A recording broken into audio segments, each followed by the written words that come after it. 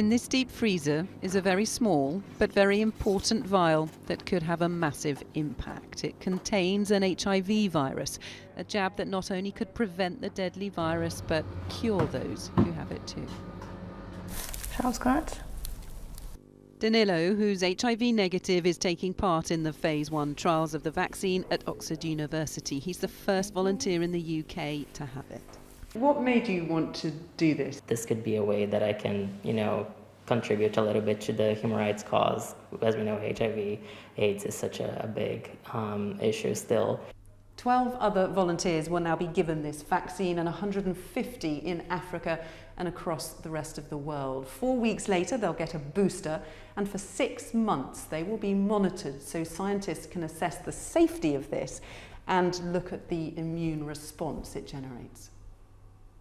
Like COVID, the HIV virus has spike-like proteins allowing it to get into cells, but they constantly mutate, so this vaccine targets the vulnerable parts that don't change. The genetic code from there and other strains of HIV has been put into the vaccine and is delivered via a harmless cold virus. It's hoped it'll prompt the body to make antibodies, but more importantly, potent T cells to kill the virus.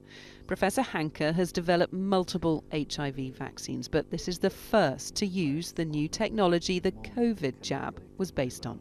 If we focus these immune responses on the most vulnerable parts of HIV, which are the parts that HIV cannot easily change and escape, that we can actually slow the virus and maybe stop it completely from causing the disease.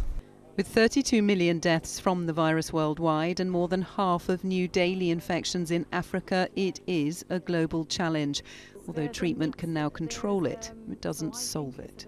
Every part of the world faces different challenges, and there are definitely countries where antiretroviral treatment is not as widely available as it is in our countries. And therefore a vaccine would be absolutely essential. Yes. Those who are diagnosed at the start of the epidemic also hope a vaccine will change the perception of the disease. I don't think it would mean much for me because I've got the medication, I have a full life.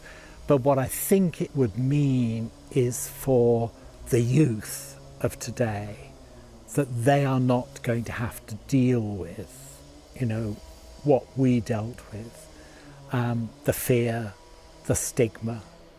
This is, of course, just the very beginning, but Danilo and the team here are cautiously optimistic it'll have a happy ending. Emily Morgan, News at 10 in Oxford.